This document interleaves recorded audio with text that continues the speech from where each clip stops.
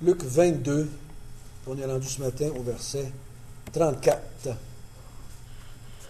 Et nous sommes en train d'étudier depuis quelques semaines la mort de Jésus. On a vu, premièrement, qui avait amené Jésus à la mort. Et on a vu trois groupes ou trois personnes qui ont emmené Jésus à la mort, qui ont livré Jésus à la mort. Le premier groupe, c'était des êtres humains. On avait vu ensemble que c'était des êtres diaboliques parce que Satan était derrière tout cela pour stimuler les gens à livrer Jésus. On a vu qu'il a même entré en Judas pour Judas à livrer Jésus. On a vu qu'il y avait une autre personne qui était là aussi, qui voulait que Jésus soit livré. C'était Jésus lui-même. Jésus s'est livré à la mort. Il voulait mourir. Il prend le repas du Seigneur avec ses disciples, puis il leur dit, je vais mourir. Il sait, et c'est ce qu'il veut. Il dit, je désire vivement cela. Et on a vu qu'il y avait un troisième personnage d'impliqué. C'était son père, parce qu'il avait déterminé la mort de Jésus. Il dit, Judas a accompli ce qui avait été déterminé à l'avance par quelqu'un d'autre. Et Jésus lui-même va dire à un moment donné, je n'ai pas perdu aucun de ceux que tu m'avais donnés, excepté celui qui avait été écrit qui devait le faire, Judas. Donc, c'était prédéterminé, c'était organisé, c'était dans le plan de Dieu de faire cela. Donc, et la deuxième semaine, on a vu les raisons pourquoi Jésus s'est livré à la mort. On a vu ça ensemble. Pourquoi il s'est livré? Premièrement, c'était pour...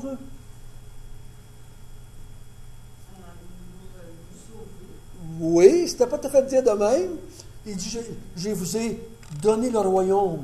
Le Père m'avait donné le royaume, et moi j'en dispose en votre faveur. Il m'a été donné, il a été le serviteur. J'ai reçu, je me fais plus petit que vous autres, puis je vous sers et je vous donne ce que le Père m'a donné. C'était la raison de faire cela. Et il voulait qu'on ait bien entendu la vie éternelle avec lui, qu'on s'assise dans le royaume de Dieu avec lui, et qu'on mange à sa table, et qu'on soit les juges des 12 tribus d'Israël avec lui. Donc, il nous a invités à partager cela. Ce matin, on va voir une autre partie. C'est qu'il il a subi une mort de malfaiteur. Et on a parlé dernièrement, là, il y a eu des annonces, on avait arrêté un pédophile dans un autre pays. Là. Vous vous souvenez de ça? Je ne me souviens pas le nom. S'il viendrait au Québec, le gars, puis il ouvrait une garderie à Mont-Tremblant, qui enverrait ses enfants là? Personne. Ceux qui ne le connaissent pas. Ceux qui l'ont entendu parler enverraient certainement pas les enfants là. Pourtant, vous ne le connaissez pas. Vous avez déjà entendu parler. Vous avez entendu parler de lui d'une façon très négative. Et je vous blâmerais certainement pas de ne pas les envoyer là. Ou si l'autre bonhomme à la télévision là, qui a détourné 130 millions des fonds, là, puis il a volé tout le monde, là, la Croix. S'il ouvrirait une banque, c'est à Mont-Tremblant, qui irait mettre son argent là? Personne. Personne, parce que on a entendu dire des choses, on n'a pas été vérifié, on a entendu dire. Et savez-vous, le fait que Jésus a été crucifié comme un malfaiteur sur une croix, condamné par la justice du temps, ça aussi, ça l'a joué aussi. Que beaucoup de gens, nous, on est privilégiés jusqu'à certains points sans s'en rendre compte. On a été élevés catholiques. C'est un privilège qu'on a eu jusqu'à certains points. Parce qu'on nous a présenté Jésus comme quelqu'un de bien en partant en naissance. Juste quelqu'un de bien. Mais ils ne nous ont pas tout présenté, toute la vérité. Ils nous ont dit que Jésus, c'était pas... Ils ne nous ont pas dit que c'était un bandit. Ils ont dit, oui, il avait subi la mort à la croix, mais c'était pour nous sauver, la vie éternelle. Ils nous ont parlé de ces choses-là. Donc, on n'est pas parti de façon négative avec lui. Mais ceux qui n'ont jamais entendu parler de Jésus, qui voient, on y entend parler très négativement de Jésus, que c'est un bandit, c'est un révolutionnaire, c'est un gars qui a été crucifié comme les criminels, ça ne les aidera pas à se convertir. Et Jésus ici a été livré à la mort, mais à la mort d'un criminel. On va voir dans les semaines qui viennent les deux larrons, un à côté de l'autre, et c'est des bandits. Et un des bandits, les deux bandits qui étaient là, pendant une secousse, vont accuser Jésus, ils vont décrire des bêtises en québécois. Je dirais, moi, personnellement, par un miracle du Saint-Esprit, un des larrons a arrêté, puis il s'est converti. Mais pendant un certain temps, tous ceux qui étaient là, puis tous ceux qui étaient sur la croix, ils ont créé des bêtises, hein, comme un malfaiteur. Parce que dans notre tendance humaine, quand un gars est sur la croix et qu'il a passé en jugement, on a tendance à plus faire confiance à cette personne-là. Vous êtes pareil comme moi. Quand on parle de ces pédophiles, de ces voleurs, de ces détourneurs de fonds, regarde, nos gouvernements, on a de la misère avec. Pourquoi? Il y a tellement de choses qui disent négativement. On a rendu qu'on n'a plus confiance, vraiment. On dit que quelqu'un passe en cours, on a tellement plus confiance en notre système de justice, on se demande si la justice se fait là. Parce que pourtant, ce n'est pas des expériences personnelles qu'on a vécues. C'est souvent ce qu'on a entendu dire. Des fois, ça peut être personnel. Des fois, on peut avoir vécu des choses négatives. Mais règle générale, si on a entendu dire par des gens autour de nous que telle personne a une mauvaise réputation, on fait attention.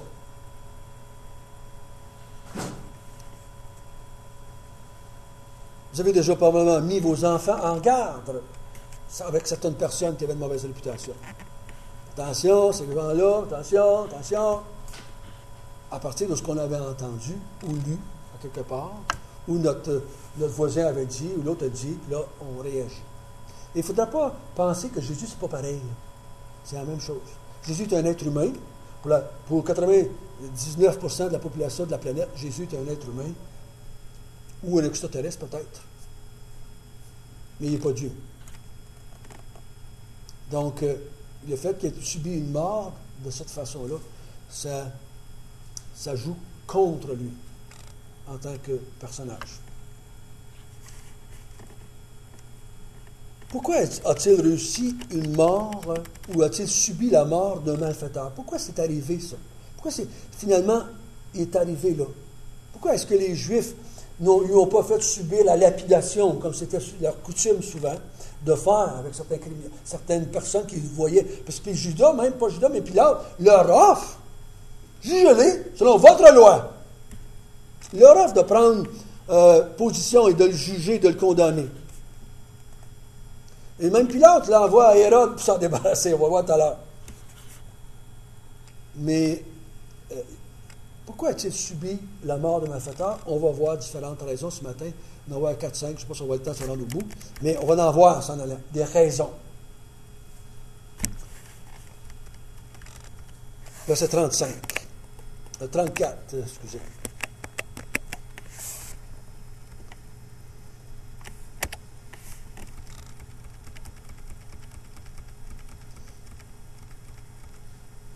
On va lire à partir du verset 34 pour se mettre dans le contexte de ce que je veux voir. Jésus dit à Pierre, « Je te le dis, le coq ne chantera pas aujourd'hui, que tu n'aies renié 3 fois de me connaître. » Il leur dit encore, « Quand je vous ai envoyé sans bourse, sans sac et sans souliers, avez-vous manqué de quelque chose? » Et ils répondirent, « De rien. » Il leur dit maintenant, au contraire, que celui qui a une bourse la prenne, et que celui qui n'a un sac le prenne également, et que celui qui n'a point d'épée vende son vêtement et achète une épée. Car voici, je vous le dis, il faut que cette parole qui est écrite s'accomplisse en moi. Il a été mis au nombre des malfaiteurs. En ce qui me concerne, il est sur le point d'arriver. Et il dit, Seigneur, voici 2 épées, et il leur dit, cela suffit. Qu'est-ce qui vous frappe dans ces versets-là? En tout cas, ils n'ont pas été loin pour chercher des épées. Ça laisse présumer quoi? Qu'il y en avait. Ils n'ont pas tourné en ville, là. Ils étaient au jardin avec Jésus. Au jardin de Gethsémani avec Jésus. Ils vont s'en aller là, ils ne sont pas loin. Non, ils viennent prendre leur patience, ils sont dans la chambre haute. Ils n'ont pas été loin, en tout cas. Ça n'a pas été long. Mais ils ont été prêts à répondre à cette invitation-là de Jésus. Vendez vos vêtements, vendez ce que vous avez, achetez-vous des épées, et ils font ça vite, sans poser de questions. Ils trouvent 2 épées. On en a 2. Jésus dit, ça suffit. Je vais accomplir ainsi la prophétie. J'ai été mis au nombre des malfaiteurs. Parce que là, ils sont habillés, ils paraissent comme des gens qui sont des malfaiteurs. Quand il les a envoyés la première fois, ils paraissaient comme des plutôt un peu plus des quêteux. Rien pour se changer, pas de bâton, rien, pas de bourse, pas d'épée, pas rien. Il les a envoyés, allez-y, bien simplement, et vous n'allez pas être accusé de quoi que ce soit. Vous êtes des quêteux, jusqu'à un certain point, si je peux appeler ça comme ça. Il y a un groupe en Angleterre qui a fait la même chose-là dans les années à peu près 1413, 1400, juste avant que l'imprimerie commence. Il y a un homme qui traduisait la Bible par page, des bouts de pages, puis il écrivait ça en anglais. Puis il y a des gens qui s'habillaient avec une robe brune, puis qui partaient, allaient en ville, puis annonçaient l'Évangile. Ils allaient habillés en sandales, rien, pas de bouffe. Ils faisaient ça comme ça. Annonçaient l'Évangile comme ça. Mais ici, Jésus veut que la prophétie s'accomplisse. Qu'est-ce qu'il est en train de faire jusqu'à un certain point? Dans ma compréhension, il est en train de donner un coup de main à l'être humain pour que l'être humain le condamne. Il est en train de leur faciliter le travail jusqu'à un certain point. Dans Jean, on le voit encore bien plus clair que ça. Mais ici, il est en train de dire, il a été dit de moi, il faut qu'il soit mis au nombre des malfaiteurs, puis il va aller jusque sur la croix. Parce qu'il va devenir un malfaiteur pour nous. On va voir dans les autres versets. Il va accepter d'être un malfaiteur. Parce qu'il va prendre la charge des malfaiteurs. Donc, pour donner à l'homme une raison de le crucifier, de le condamner, on les a trouvés avec des épées. Donc, ceux qui avaient des épées, c'est parce qu'ils voulaient faire de quoi avec ça? C'est comme nous autres au Québec, aujourd'hui, on trouve quelqu'un, au dépanneur, il y a un gun dans la ceinture, ça se peut qu'on appelle la police. Pourquoi? Parce que dans notre culture, au Québec, en tout cas, quelqu'un qui a un revolver dans la ceinture, on ne trace pas ça, là. On dit, c'est dangereux l'affaire. Et dans ce temps-là, quelqu'un qui avait une épée, c'était pas tout le monde qui avait des épées, parce que Jésus n'aurait pas dit, achetez-vous des épées. Non, il dit, achetez-vous des épées maintenant. Il dit, maintenant, il ne faut pas qu'on passe pour des quêteux, il faut qu'on passe pour des révolutionnaires. Entre guillemets. C'est pas qu'il y en était un. Il est en train de dire à Théophile, c'est pas à cause qu'il a été mis au nombre des malfaiteurs sur une croix qu'il en était un. Mais il devait être mis au nombre des malfaiteurs. Puis je crois que c'est pas juste au nombre matériel ou physique, mais au nombre aussi spirituel des malfaiteurs. Il fallait qu'il en fasse partie. Et il va dans cette direction-là ici. Ça semble simple pour nous autres, c'est un petit détail. Des fois, tu te poses la question, pourquoi il a mis ça là? Pourquoi utiliser 2 ou 3 versets de la Bible pour marquer ça? C'est important qu'on sache que pourquoi il y avait des épées là. Il fallait qu'on le sache. Parce que Jésus, pendant 3 ans, a été reconnu comme un homme qui faisait du bien. C'est quelqu'un qui faisait juste du bien. Il guérissait les malades, nourrissait les pauvres, s'occupait des gens qui avaient des besoins partout. Il prêchait, aimez-vous, faites-vous du bien, pardonnez-vous. Puis là, on le retrouve avec des épées. Il faut que Luc donne à Théophile la raison pourquoi on l'a retrouvé avec une épée. Et que personne dise, oh oui, il y avait des épées, c'était un bandit. Si après, ça, en tout cas, elle vous arrête sur le chemin parce que vous faites un excès de vitesse. Puis si elle voit un gars, c'est le siège à côté, je vous garantis qu'elle va vous arrêter pour un peu plus que ça. Elle va oublier tout d'un coup la vitesse que vous avez faite, puis elle va vous arrêter pour une autre chose. Puis ça se peut que vous débarquez du char, puis que vous mettez des menottes, puis qu'on vous amène en prison. Donc, il fallait qu'il explique ça ici. Il fallait qu'il nous donne, à nous autres qui vivons plus loin, une raison pourquoi Jésus a été mis là comme un malfaiteur. Verset 39. Il a été mis au nombre des malfaiteurs parce que ça avait été écrit.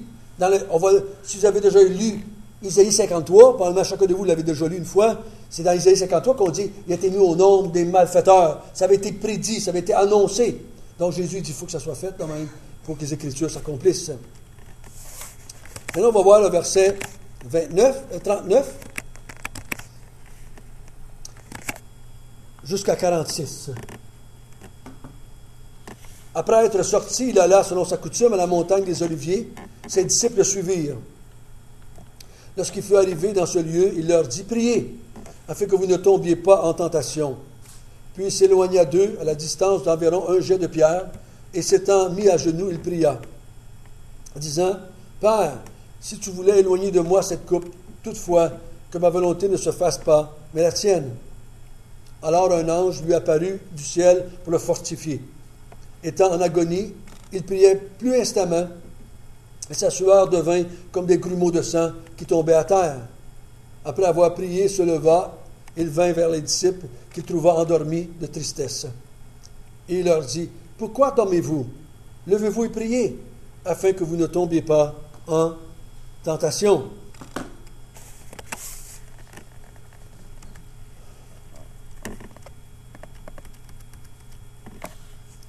La deuxième raison pourquoi il a été mis au nombre des malfaiteurs, ou qu'il a subi une mort de malfaiteur, c'est parce que Jésus accepte de prendre la place des malfaiteurs.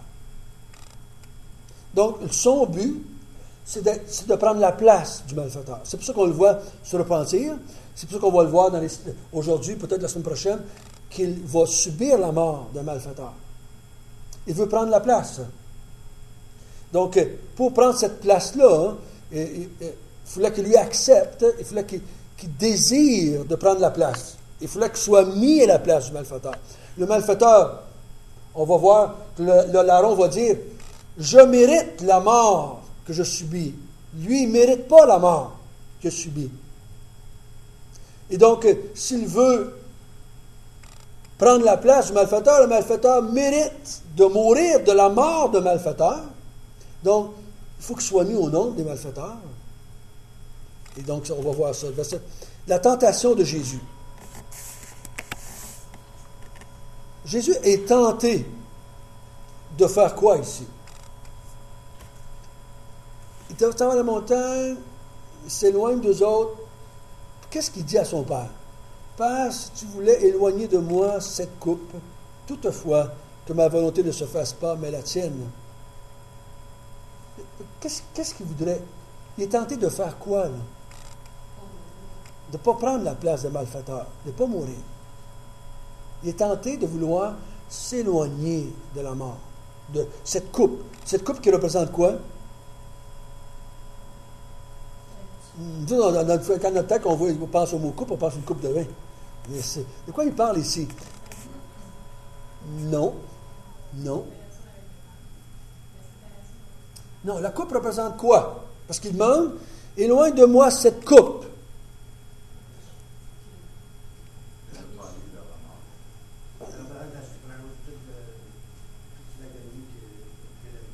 Oui, dans ce sens que dans les autres évangiles, le mot, c'est la coupe de la colère de Dieu.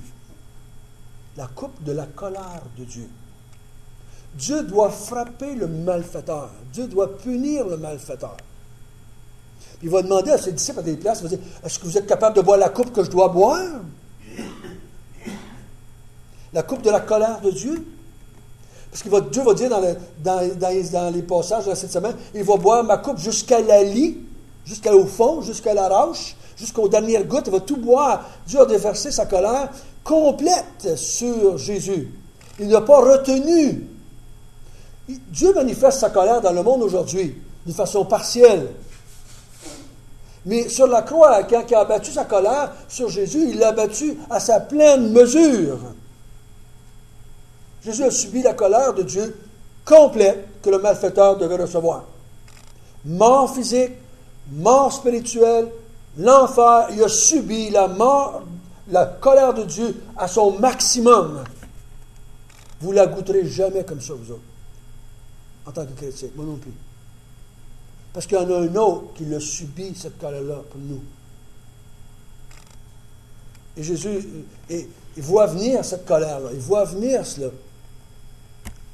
Les gens qui m'ont déjà dit, il y a bien des gens qui sont morts, qui ont brûlé, il y en a qui ont été morts, cloués, pendus, puis c'est des chrétiens pour leur foi, puis ils sont allés au bûcher en chantant.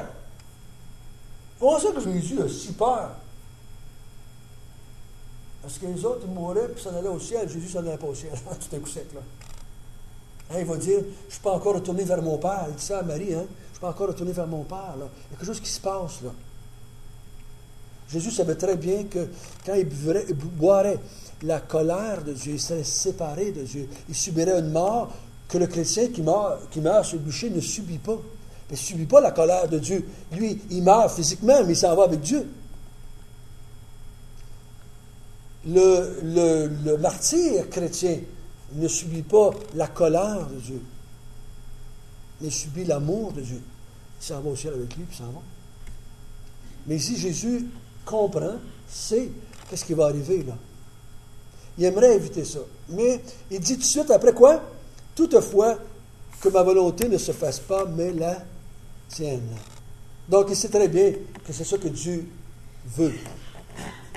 Faites attention quand vous dites dans vos prières que ta volonté se fasse. Seigneur, que ta volonté se fasse, ce n'est pas la mienne. Quand vous le dites la plupart du temps, vous autres, c'est parce que vous ne savez pas c'est quoi la volonté de Dieu. Jésus sait le sait très bien. Quand il demande à Dieu que ça ne se passe pas, c'est parce qu'il sait c'est quoi. Quand il dit, lui, là, mais que ma volonté ne se fasse pas, mais que la tienne se fasse, parce qu'il sait c'est quoi la volonté du Père. Il sait quoi? Il sait que le Père veut quoi? Qu'il meure à la croix. C'est pour ça qu'il est venu. C'est pour ça qu'il est venu. Il va mourir, et là, il hésite devant la souffrance, parce qu'il est un être humain. Il est un être humain. Et je crois que pour Jésus, quand il dit dans Corinthiens, il est devenu péché pour nous. Pour vous autres, puis pour moi, on ne comprend pas ça veut dire quoi, là. Parce que nous, on est pécheurs de nature. Mais pour Dieu, de devenir péché, c'est, pour nous autres, pas explicable. Mais il semble que pour lui, ça doit être terrible. Hein? On pourrait l'inverser de façon positive. C'est comme si Dieu vous dirait à vous, qui êtes un pécheur, tu peux devenir Dieu. Wow! On sautera de joie, on sera au plafond, on peut faire tout ce qu'on veut, parler ce qu'on veut, on sait tout, on comprend tout. Ça sera, wow! On sera dans le positif à l'extrême. Là, c'est à l'inverse. Dieu devenait péché pour nous. Et en tout cas, pour moi, ça semble être terrible ce qu'il est en train de vivre, parce que c'est le seul moment dans la vie de Jésus, dans ses 33 ans, qu'on le voit hésiter de faire ce que Dieu a demandé. C'est le seul moment qu'on a dans toute l'histoire de sa vie. Qui hésite une seconde, ou deux, ou trois, ou une nuit, ou quelques heures, dépendamment comment est-ce qu'on veut le classer. Il hésite. Mais il dit, non pas ma volonté, mais que ta volonté se fasse. Et là, il est en lutte de prendre la place du malfaiteur. Mais il le veut. Il avait prié pour que Pierre ne tombe pas dans la tentation, n'est-ce pas? Pierre, il dit, je vais prier pour toi, Pierre. Jésus fait la même chose pour lui. Et lui-ci, il prie pour lui-même, afin de ne pas tomber dans la tentation qui est devant lui, de fuir la volonté de Dieu. Et Dieu, dans sa souveraineté, dans sa divinité, décide d'envoyer un ange. Vous imaginez-vous à quel point Jésus s'est abaissé? Il a besoin d'être encouragé par un ange. Le Créateur, Dieu lui-même fait chair, a besoin de se faire encourager par une créature.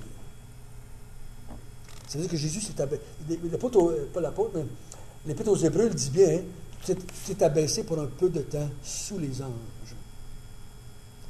Un ange vient encourager Jésus. On ne sait pas ce qu'il dit. Vous appelez peut-être le savoir. En tout cas, curieux comme je suis, j'aimerais bien le savoir. Mais on ne l'a pas. Qu'est-ce qu'il dit? Il l'a-tu donné la collate? L'a-tu pris dans ses bras, le serré? Je ne sais pas qu'est-ce qu'il a fait. Mais c'est bien marqué au verset 43. Alors un ange lui apparut du ciel pour le fortifier. Pour le fortifier. Comment est-ce qu'il a fait ça? Je ne sais pas. Qu'est-ce qu'il a dit? Je ne sais pas. Mais on dit tout le temps que quand on est deux, c'est mieux. Quand on est deux à souffrir, c'est moins dur que quand on est tout seul qui souffre. Mais il est venu l'aider. Et ça nous montre à quel point Jésus était humain. Il nous montre à quel point il était humain, en même temps qu'il était Dieu. Luc, il montre du côté humain. Au verset 44, étant en agonie, il priait plus instamment, et sa sueur devint comme des grumeaux de sang qui tombaient à terre. Après avoir prié, se leva et vint vers les disciples qu'il trouva endormis de tristesse et leur dit, « Pourquoi dormez-vous? Levez-vous et priez, afin que vous ne tombiez pas en tentation. » Des grumeaux de sang. Vous savez que Jésus, à ce que j'ai lu, n'est pas le seul à avoir vécu cette expérience-là. Il n'est pas le seul. C'est scientifiquement ou médicalement explicable, ça. que les petits vaisseaux sanguins éclatent dans la peau et qui coulent. Ça vient, c'est comme une super haute tension, haute pression, pas tension, mais pression. Le sang monte tellement fort, il y a tellement de pression dans les veines à cause de ce qu'il vit, que les petits vaisseaux éclatent. Le sang coule. J'ai déjà lu l'histoire d'une femme qui est morte, on l'a condamnée à mort à la guillotine. Et elle n'était pas tellement vieille, elle s'est couchée. Et le matin, quand ils sont allés la chercher, elle était morte, et ses cheveux étaient tout blancs. Les cheveux avaient blanchi dans la nuit. Supposément que c'est scientifiquement, médicalement, ça s'explique aussi. Des moments intenses de souffrance, de peur, de crainte, il y en a qui meurent devant la peur. Hein? Le cœur arrête de battre, paf, tombe à terre mort. Ça veut dire que ces émotions-là, cette partie de nous qui est le non matériel, a un contrôle très fort sur le physique. Assez fort pour dire que ton cœur arrête de battre, puis tu meurs. Donc, il ne faut pas s'impressionner. Si ma peur peut me faire arrêter mon cœur, elle peut faire claquer quelques petits vaisseaux aussi, là. C'est pas un miracle, là, ça. C'est l'intensité de la souffrance, de la peur, de la crainte qu'il y a dans le cœur de Jésus devant la mort qui l'attend. Et là, il dit, il souffre tellement qu'il a besoin de l'aide de Dieu, qui envoie un ange, afin de ne pas tomber dans la tentation. Il veut à tout prix mourir la mort des malfaiteurs. Il veut. Il veut pas mal. Hein? Il veut pas mal. Parce qu'on voit que c'est pas pour lui, il n'y a rien là, ça ne prendra pas de temps, ça va durer juste quelques heures. Dans 3 jours, je vais être au ciel, je vais te ressusciter, pas grave. Non, c'est pas ça qu'il vit. Là. Et ça, c'est impressionnant de penser qu'il le vit en ayant pensé chacun de nous. Chacun de nous. C'est parce que c'était nous les malfaiteurs. On ne peut pas s'en passer au côté, là. C'est nous les malfaiteurs. C'est pas les autres, là. Si vous n'êtes pas dans les malfaiteurs, ben vous n'êtes pas sauvés non plus. Pas plus sûr que ça. Si ce n'est pas votre place qui est en train de plaindre, si ce n'est pas votre place qui le font souffrir comme ça, si ce n'est pas à cause de vous et de moi qui souffrent ainsi, ben vous n'êtes pas sauvés non plus. C'est à cause de vous, et il prend votre place, mais on le bénit pour ça, on le loue pour ça. Et si vous ne voulez pas admettre que c'est vos souffrances, vos péchés, vos douleurs qui le font souffrir, vous ne pouvez pas être sauvés non plus. Donc, Jésus accepte, veut, désire, et on voit au verset 45 que Jésus reste là. On le voit dans les autres évangiles, il va passer plusieurs heures là. Il va le faire 3 fois. Hein. Vous vous souvenez, dans d'autres évangiles, il va, il revient, il va, il revient. Il dit ça 3 fois aux disciples. Réveillez-vous, priez avec moi, priez avec moi. Il est tellement humain qu'il demande aux autres, priez pour moi, avec moi, pour que je ne tombe pas en tentation. Parce que si je tombe dans la tentation, vous êtes foutus toute la gang. Vous allez en enfer toute la gang toute l'éternité. Si je dis non ici, je m'en vais au ciel direct. Moi, je m'en vais au ciel. Vous autres, allez tout en enfer toute la gang. Donc, et on voit qu'au verset 45, 46, Jésus se lève au verset 45, et là, maintenant, il y a la victoire. Là, il a passé à travers la tentation, et il continue, puis il dit au verset 46, levez-vous et priez, afin que vous ne tombiez pas en tentation. Il désire ça, il veut ça, de ne pas tomber dans cette tentation, de fuir ce qu'il veut faire, puis de mourir pour chacun de nous. Donc, s'il a été mis au nombre des malfaiteurs, il a voulu mourir pour les autres malfaiteurs qui étaient là autour de lui et qui voulaient sa mort. Au verset 47, on va voir qu'il a été mis au nombre de ces malfaiteurs parce que ses disciples l'ont traité comme un malfaiteur. Peut-être que ça va être nouveau pour vous, cette pensée-là, mais ses disciples l'ont traité comme un malfaiteur.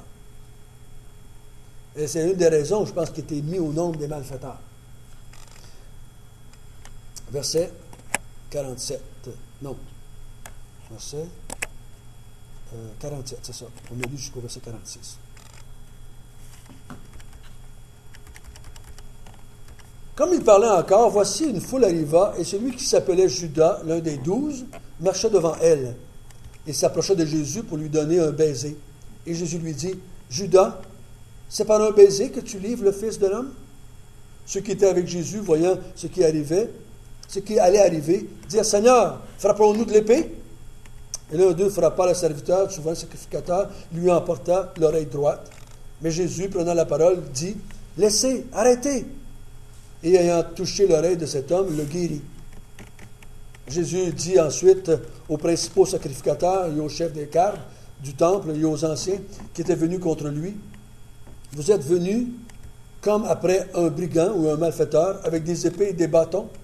J'étais tous les jours avec vous dans le temple et vous n'avez pas mis la main sur moi, mais c'est ici votre heure et la puissance des ténèbres. Après avoir saisi Jésus, ils l'amenèrent et le conduisirent dans la maison du souverain sacrificateur. Pierre le suivait de loin. Ils allumèrent du feu au milieu de la cour et ils s'assirent. Pierre s'assit parmi eux. Une servante qui le vit assis devant le feu fixa sur lui le regard et dit, « Cet homme était aussi avec lui. » Mais il le nia, disant, « Femme, je ne le connais pas. » Peu après, un autre, ayant vu, dit, « Tu es aussi de ces gens-là. » Et Pierre dit, « Homme, je n'en suis pas. » Environ 1 heure plus tard, un autre insistait, disant, « Certainement cet homme est aussi avec lui, car il est un Galiléen. » Pierre répondit, « Homme, je ne sais ce que tu dis. » Mais au même instant, comme il parlait encore, le coq chanta. Le Seigneur s'étant retourné, regarda Pierre. Et Pierre se souvint de la parole du Seigneur, lui avait dit, avant que le coq chante, aujourd'hui tu me renieras 3 fois. Et étant sorti, il pleura amèrement.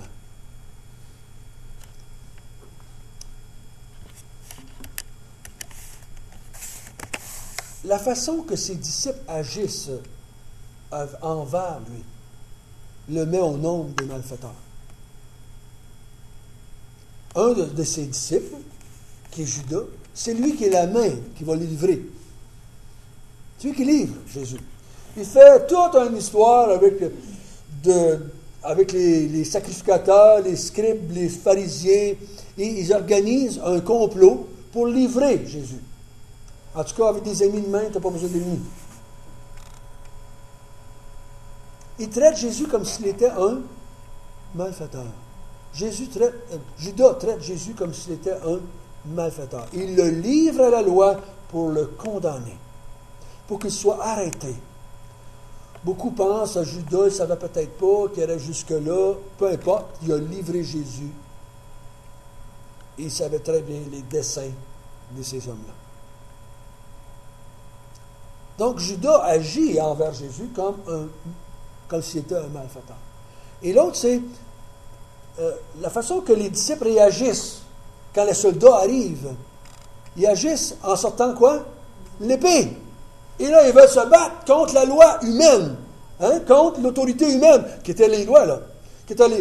Jésus, lui, il ne va pas agir comme un malfaiteur. Qu'est-ce qu'il fait? Il guérit la personne. Il fait du bien à son ennemi. Lui, il n'est pas un malfaiteur, il est un homme de bien. Donc, qu'est-ce qu'il fait à ses ennemis? Il leur fait du bien. Pierre veut défendre Jésus de la façon qu'un malfaiteur le ferait. Pierre réagit comme si Jésus était le chef d'une troupe de malfaiteurs. Donc, si Pierre agit comme un malfaiteur, Jésus, qui est son chef, est aussi un malfaiteur. C'est aussi un malfaiteur. La façon qu'il agit est un peu plus loin que ce qu'il fait mon Pierre. 3 fois, il dit, je ne le connais pas, ce gars-là. Si quelqu'un vous demanderait, c'est qui cette femme-là à côté de toi? Je ne la connais pas. Si c'est votre femme, elle va-tu aimer ça? Pas sûr qu'elle va aimer ça si vous dites ça. Ou si votre femme dit, je ne le connais pas, ce gars-là. C'est pas un compliment quand vous faites là. Je vous garantis. Et Pierre, ici, par 3 fois, va dire à des étrangers, des gens qui sont là, je ne connais pas cet homme-là. Il ne le défend pas. Il ne dit pas, vous faites une erreur. C'est un homme de bien. Je ne connais pas ce gars-là. Je ne le connais pas. Il le laisse, Jésus, entre les mains de ces hommes-là, et il le laisse mourir. Et Jésus, il a dit, serre ton épée, mon Pierre, mais il n'a pas dit, ruine-moi. C'est à ton épée, mon Pierre. La façon que les disciples agissent. Vous allez voir un peu plus loin, si on avait les autres évangiles mis en cas, tous les disciples prennent la poudre d'escampette, comme on dit en québécois. Tout le monde s'en va. Tout le monde fuit. Tout le monde va se cacher. Ils l'abandonnent comme un sale meurtrier, malfaiteur. Ils ne s'occupent pas de Jésus. Ils sauvent le peau au lieu de sauver la peau. En tout cas, ils ne recevront pas une médaille du gouverneur général pour avoir fait ça. Ils ont agi en fuyant, en l'abandonnant, en le laissant aux mains des autorités sans rien faire. Ils sont en train de dire, vous avez raison, on ne s'occupe pas de lui, on veut rien savoir de lui. Et c'est comme si Jésus était un malfaiteur, on l'abandonne. J'ai déjà entendu dire un père, mon garçon était arrêté par la police, il était en prison, mais il le méritait. Donc, il le laissait aller. Il n'a pas fait rien pour l'empêcher. Selon lui, son garçon le méritait. Donc, ici, les gens abandonnent et ils n'y connaissent cet homme-là. Ils le laissent aller à lui-même. Dans tous les films que j'ai vus de Jésus, je ne me souviens pas d'avoir vu cette scène-là où Jésus regarde Pierre. Pour voir quel regard il avait mis dans le visage de l'acteur. La colère, l'animosité, de la haine, ou non s'il avait mis de la compassion, de la miséricorde, du pardon, des larmes. Je ne sais pas ce qu'il aurait pu mettre dans les yeux de Jésus. Mais, en tout cas, le regard de Pierre, la réaction de Pierre, en tout cas, selon ma compréhension, la réaction de Pierre de se retourner de bord et d'aller pleurer me dit que Jésus avait de la compassion, de l'amour pour lui. Si Jésus aurait été rempli de haine, probablement Pierre a dit, bon, j'aurais bien raison, pas de job là pas. Vous savez, la haine, la Bible dit quoi? Attire la haine. La colère attire la colère. Si Jésus avait eu de la colère ou de l'animosité comme Pierre, probablement Pierre a réagi de la même façon. Il a dû voir dans la parole de Jésus, dans les yeux de Jésus, pas « Hein? Je l'avais bien dit! » Ça aurait été François. J'aurais fait ça en masse, là. Mais Jésus, probablement de la façon qu'il l'a regardé, ça l'a poussé Pierre à se repentir, à pleurer. Ce que j'ai fait n'était pas correct. Ce que j'ai fait n'était pas correct. Donc, ça, c'était une autre façon. Il y avait des épées. Il voulait passer pour un malfaiteur. Ses disciples l'ont traité comme un malfaiteur. Ils ont agi envers lui comme si c'était un criminel. Ils l'ont laissé aller. Et au verset 52 maintenant. Et 53. On va juste revenir un peu. Pourquoi il a été arrêté comme un malfaiteur? Jésus dit ensuite au premier sacrificateur et au chef des paroles du temple, aux gardes du temple et aux anciens qui est venu contre lui, vous êtes venus comme après un brigand ou un malfaiteur. La façon qu'il a été arrêté, il a été arrêté comme s'il était un malfaiteur. On l'a arrêté comme s'il était un malfaiteur. Ça l'a poussé les gens à croire qu'il était un malfaiteur. Parce qu'on l'a arrêté comme un malfaiteur. Quand vous voyez arriver la police chez vous, ou avec le SWAT, aux États-Unis, et qui arrivera chez vous avec les gars sortent tous, sont tous placés avec les fusils dans toute la maison, vous allez présumer quoi si vous êtes un voisin?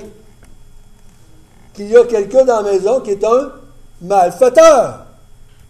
Vous allez présumer ça, vous allez avoir raison. Ou vous allez dire, mais la gang de caves qui sont là, ils sont là pour aller arrêter un chat, je ne sais pas quoi, tu sais. Vous allez rire d'eux autres, mais vous allez comprendre, vous allez dire, ils sont là pour arrêter un malfaiteur. Et là, tout d'un coup, il arrive toute une cohorte, 500 hommes armés d'épées et de bâtons, viennent arrêter Jésus. Les gens présument qu'il est un malfaiteur. Il a fait de quoi qu'on ne sait pas. Là. Il ne peut pas tout être trompé. La police ne peut pas s'être trompée comme ça. Là. C'est ce qu'on pense encore en 2008. On pense ça. On pense que quand la police intervient quelque part, c'est qu'il y a des malfaiteurs. On pense ça. Ça se peut qu'il s'est prouvé qu'il n'y en avait pas de malfaiteurs. Mais on pense que, logiquement, s'ils sont là, c'est parce qu'il y a des malfaiteurs. Et quand cette gang d'hommes, de soldats sont allés pour arrêter Jésus, les gens présument que Jésus est un malfaiteur. Pourtant, il dit, j'étais tous les jours parmi vous autres. Ça fait 3 ans que je passe au milieu de la... Là, vous étiez là, vous m'écoutiez. On envoie des fois à tout bout de champ des gardes du temple, ils sont là, puis écoute Jésus parler. Jésus, il a fait une grande partie de son ministère dans le temple. Il dit, pourquoi vous ne m'avez jamais arrêté? Pourquoi vous venez m'arrêter maintenant comme un malfaiteur? Vous n'avez pas de raison. Et ça aurait été c'est un bon argument contre ceux qui disent que Jésus est un malfaiteur. Jésus dit, c'est lui qui donne l'argument. J'ai vécu je n'ai pas vécu à cachette, moi, là. Il va dire ça devant Pilate, devant Hérode. Hey, j'ai rien dit en cachette, moi, là. Il dit, interroge le monde, tu vas savoir qu'est-ce que j'ai dit. Je n'ai pas levé la main et dit, tuez Pilate, à mort César. Je n'ai jamais dit ça. J'ai vécu, pas comme un criminel qui se cache, qui agit en secret, mais j'ai prêché ouvertement devant toutes vous autres, et vous savez ce que j'ai dit. Si vous venez de nuit et m'arrêtez, vous n'avez pas raison. Je ne suis pas un malfaiteur. Mais vous m'arrêtez comme un malfaiteur. Et ça va laisser présupposer qu'est-ce que Pilate va finir par faire. Parce qu'on l'emmène à Pilate comme un malfaiteur. Ça, c'est les gardes du temple. Là. C'est les gardes. Les Juifs, dans le temple, avaient une garde juive. Il y avait aussi des soldats romains dans les tours. Il y avait une garde juive pour le temple. Donc, c'est eux autres qui arrêtent. C'est pas les Romains qui arrêtent pour commencer. C'est la garde. Ils l'emmènent à Pilate. Et là, les Romains vont le faire mourir. Mais c'est les Juifs qui l'ont arrêté. Ils n'avaient pas de raison. Si j'étais un vrai malfaiteur, j'aurais pu m'arrêter n'importe quand. Mais à chaque fois qu'ils l'emmenaient devant eux autres, qu'est-ce qu'ils faisaient? Ils leur logeaient. Ils n'avaient rien fait de mal. Ou bien ils trouvaient, il a guéri un aveugle, il a ressuscité un mort, il a soigné, il a guéri quel malade, il a fait du pain pour les pauvres. Il ne faut pas l'arrêter si c'est ce préjugé-là. Ce n'est pas ce préjugé, mais cette action-là. Donc, pourquoi il a été mis au nom de malfaiteur? Parce qu'il a été arrêté comme un malfaiteur. On a agi envers lui comme s'il était un malfaiteur. Verset 54.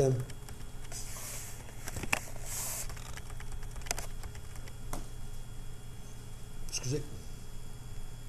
Après avoir ainsi saisi Jésus, ils l'emmenèrent et le conduisirent dans la maison du souverain sacrificateur. Pierre suivait de loin. Ils allumèrent du feu au milieu de la cour et ils s'assirent. Pierre s'assit parmi eux. Je l'ai lu sur ce bout-là, déjà. Excusez-moi. Verset 63.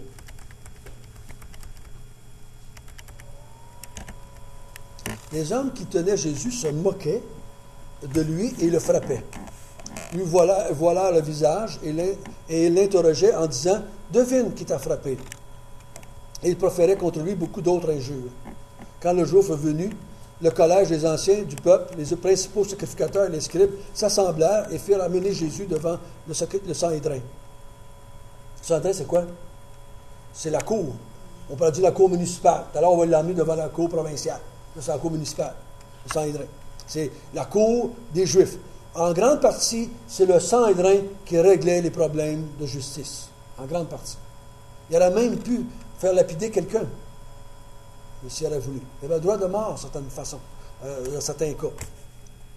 Ils dirent, si tu es le Christ, dis-le nous. Et remarquez bien là. J'aimerais que vous remarquiez, pendant qu'on lit, c'est quoi qui jase avec lui. De quoi il parle avec lui. De quoi on va l'accuser. De quoi il l'accuse, le Sanhédrin avec Jésus. Et si tu es le Christ, dis-le nous. Jésus leur répondit, je vous le dis. Si je vous le dis, vous ne le croiriez pas. Et si je vous interroge, vous ne répondez pas. Désormais, le Fils de l'homme sera assis à la droite de la puissance de Dieu. Tous dirent, tu es donc le Fils de Dieu. Et il répondit, vous le dites, je le suis. Alors ils dirent, qu'avons-nous encore besoin de témoignages? Nous l'avons entendu nous-mêmes de sa bouche. Donc ici, il l'accuse de quoi? D'être le Fils de Dieu. Il dit, on le condamne parce qu'il dit qu'il est le Fils de Dieu. Vous allez voir, ils vont changer de manteau en s'en allant à la cour provinciale. Ils vont changer complètement leurs affaires. On continue à lire au verset 1, chapitre 23. Ils se levèrent tous et le conduirent Jésus devant Pilate. Là, c'est à la cour romaine. Il se mit à l'accuser, disant, « Nous avons trouvé cet homme excitant notre nation à la révolte. Ils ont-tu parlé de ça en cour municipale? Pas tout.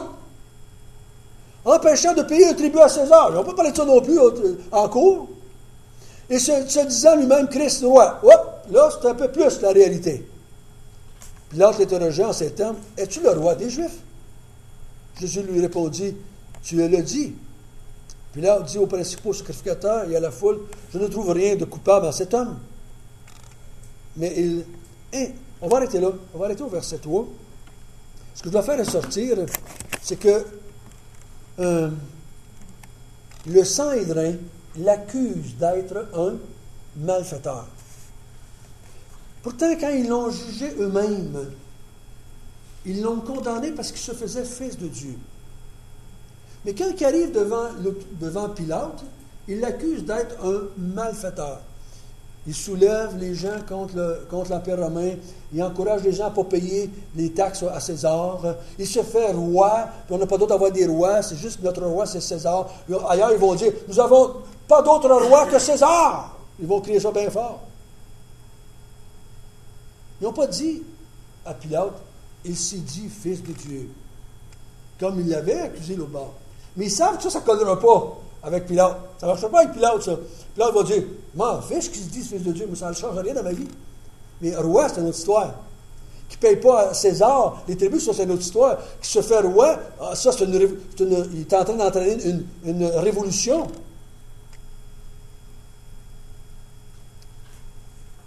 Donc, il l'accuse comme s'il était un malfaiteur, mais ce n'est pas pour ça qu'ils y en veulent. C'est pas pour ça qu'ils le détestaient. C'est parce qu'il s'est dit fils de Dieu. Pour eux autres, ça c'est un blasphème. Pour Pilate, ça n'en est pas un. Fait qu'il faut qu'ils changent leur fusil d'épaule en s'en allant vers Pilate. Les accusations devant les autorités provinciales, si je peux appeler le terme, c'est des accusations de malfaiteur. D'avoir dit qu'il était le Fils de Dieu, ça n'aurait pas été un malfaiteur. Puis même Pilate, à partir de ce qu'il dit, il dit, je vois rien de mal dans ce gars-là. On va le voir la semaine prochaine. Je vois rien de mal dans ce gars-là, moi, là. Ce que vous me dites qu'il a fait, là. Puis Pilate, là, il n'était pas nono, le gars, là. Il savait ce qui se passait à Jérusalem. Il y avait toute sa gang, toute son armée, était là, tous ses soldats. Il savait ce qui se passait. Ils ont vu Jésus agir pendant 3 ans. Ils savaient très bien que Jésus n'était pas quelqu'un qui était en train de montrer la populace contre lui. Même, il avait peut-être même entendu dire par ses espions, on pourrait dire par sa police, qu'il avait dit, donnez à César ce qui est à César. Et donnez à Dieu ce qui est à Dieu. Donc, voyez-vous qu'il est en train de vouloir subir la mort d'un malfaiteur quand c'est pas vrai, il l'accuse de ça. Et j'ai envie de terminer, pour le dire tout de suite, parce que la semaine prochaine, il va m'en rester un, ça va être trop court. J'ai marqué, il est accusé de malfaiteur parce que les autorités n'ont pas mis les culottes. Ils n'ont pas mis les culottes. Hérode n'a pas ses culottes, puis Pilate n'a pas ses culottes. Les deux disent qu'il n'y a rien fait de mal, mais les deux se laissent faire par le mob, on dit en anglais, de mob, la gang, la foule. Moi, j'appelle ça c'est de la vraie politique, mon chum. C'est de la vraie politique. Les autres, ce qu'ils veulent, c'est quoi? C'est des votes. Ils veulent avoir la paix dans le village, dans la petite ville de Jérusalem. Ils ne veulent pas que ça se soulève, ils ne veulent pas avoir de problèmes, ils ne veulent pas de chicane. C'est pas la justice qu'ils veulent. Ils veulent juste pas avoir de problèmes. Puis on voit Pilate que Pilate, lui, il sauve ses culottes. Il ne veut pas qu'il le dise à César. Il n'y a pas que le Sanhédrin aille à Rome, puis ils disent, Pilate, il n'a pas arrêté un gars, il a emmené un gars, puis on dit qu'il s'est fait un roi, puis il veut suivre la populace, puis il n'a rien fait. Pilate, parce qu'elle a été appelée à aller à Rome pour justifier ses dires, puis il ne voulait pas ça. Mais les deux, Luc fait sortir ça dans la Théophile, bien clairement, du verset 1 à 25, bien clairement, il dit, les deux disent, il n'a rien fait de mal. Hérode, lui, tout ce qu'il veut, c'est quoi? Fais-moi un petit miracle, fais-moi un petit miracle. Je veux voir un petit miracle, fais-moi un petit miracle. Jésus ne fait pas, il ne dit pas un mot. Niaiseux. Il retourne à Pilate. Il dit, c'est une espèce d'épée. Il retourne à Pilate. Il aurait dû, lui, poser les bonnes questions. Il était l'autorité en place. C'est lui qui avait l'autorité sur Jésus. Il aurait dû poser les bonnes questions. Mais tout ce qu'il veut, c'est quoi? Un miracle. As-tu fait ci? As-tu fait du mal à quelqu'un? De quoi vous l'accusez? Tu sais, ce qu'on s'attendrait que ça soit posé en une cour, là. Mais as-tu fait un miracle? Non, Jésus ne répond pas, donc il dit, c'est un épais, il le retourne. Et Pilate n'écoute pas personne, n'écoute pas les gens, n'écoute pas sa conscience, n'écoute pas sa femme, n'écoute pas personne. Il condamne Jésus, sachant qu'il n'est pas coupable, qu'il n'est pas un malfaiteur. Pourquoi était-il mis au nombre des malfaiteurs? Mais si les autorités avaient mis leur culotte, il n'aurait jamais été condamné comme un malfaiteur. Mais ils ne l'ont pas fait. Ils ne l'ont pas fait. Et Dieu savait ça. Dieu savait qu'il ne le ferait pas. Parce qu'il l'avait fait, c'est quoi le problème? On ne serait pas sauvé. On ne serait pas sauvé. Mais l'homme méchant comme il est, laisse sortir sa méchanceté, ne fait pas ce qui est droit, ne fait pas ce qui est bien. Eux autres sont des malfaiteurs. Hérode est un malfaiteur. Pilate est un malfaiteur. Le Sanhédrin, c'est des malfaiteurs. Ils sont tous des malfaiteurs, eux autres. Mais Dieu l'a laissé aller. Jésus a accepté ça. Il s'est laissé, la justice, qui était Jésus, s'est laissé juger par une gang de... Puis il le condamne. Mais il accepte ça, parce que c'est son choix. Il avait décidé ça où? Dans le jardin de Gethsémani, quand il s'est levé, il dit, allons-y, c'est prêt, je suis prêt. Je suis prêt. Je vais. Tout s'est à jouer là. Tout s'est joué là pendant ces quelques heures là dans le jardin où il a prié et qui a été soutenu par un ange. C'est là qu'il a décidé, il a pris sa décision finale en tant qu'être humain. Je vais à la croix et je meurs pour les êtres humains. Vous savez, j'ai marqué sur ma feuille, il a accepté de mourir comme un malfaiteur pour sauver les malfaiteurs que nous sommes. Les malfaiteurs que nous sommes. Parce que je suis convaincu, pas mal convaincu, que si je vous prendrais chacun de vous ici, je vous emmène en cours aujourd'hui devant la justice, pour qu'on analyse toutes les paroles que vous avez dites et tous les gestes que vous avez faits, et vous êtes tous des malfaiteurs cette semaine.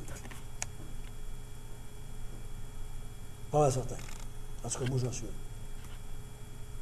On n'a pas été honnête, on n'a pas dit toujours la vérité, on n'a pas toujours été juste à nos actions, on a peut-être triché sur le bord, on a peut-être volé quelques scènes, mais c'est volé quand même, hein? Quelques piastres, quelques scènes, c'est volé. On serait probablement tous des malfaiteurs encore, même si on était sauvés par un homme qui a accepté d'être malfaiteur à notre place. En tout cas, si la loi humaine ne nous condamnera pas, la loi divine, elle, nous condamnerait au plus haut point. Hein? Au plus haut point. Prions ensemble. Notre Père du ciel, nous te remercions. Nous te remercions que tu as accepté d'être mis au nombre des malfaiteurs. Tu as accepté, là, dans le jardin, qu'on te condamne, qu'on te frappe, qu'on abuse de toi, qu'on te donne des coups de poing, qu'on t'arrache la barbe, comme dit d'autres passages, qu'on te fouette, qu'on te perce, qu'on te crucifie.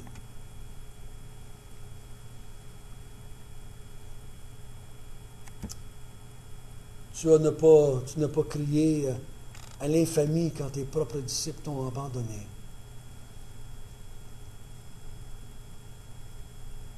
En tout cas, de la façon que tu agis, tu n'étais certainement pas un malfaiteur. Pierre a pu passer pour un malfaiteur, mais pas toi. On te remercie que tu n'as pas dit un mot, Seigneur, et que tu as accepté de mourir pour nous. C'est au nom de Jésus que nous te prions. Amen.